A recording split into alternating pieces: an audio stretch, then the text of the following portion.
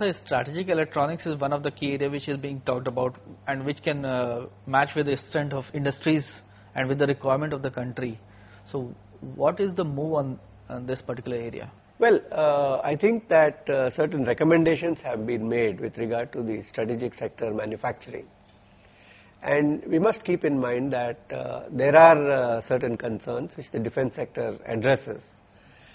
And the purpose of the defense sector is something else.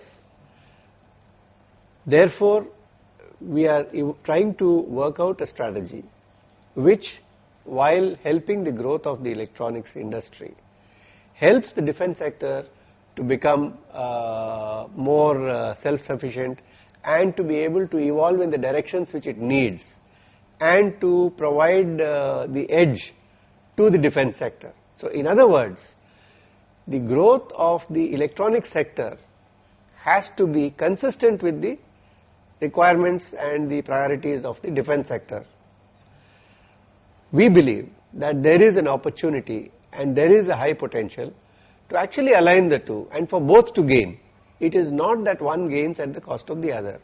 This, however, would require significant changes in the way that some of these procurements are made by the defense and taking a long-term vision.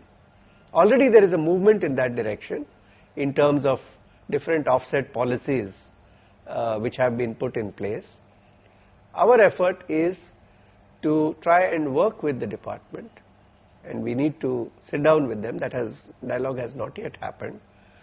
Once the recommendations of the task force are worked out and a decision is taken in principle by the government, then some of these details would need to be worked out in terms of how in the defense sector the procurement can be done in such a way that it helps the defense to gain an edge, it helps them to drive the technology development to cover their needs, to give them an edge in the defense sector, and how the domestic industry and the very high level of capabilities and competencies that we have built up in the non-strategic sectors can actually be leveraged to give that edge in the strategic sector.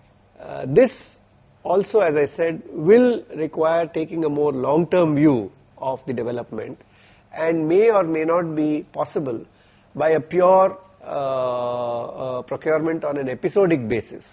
It does require a more strategic look at the manner in which such procurements are taking place, and also in terms of providing a look-ahead level for the products of the future that one needs.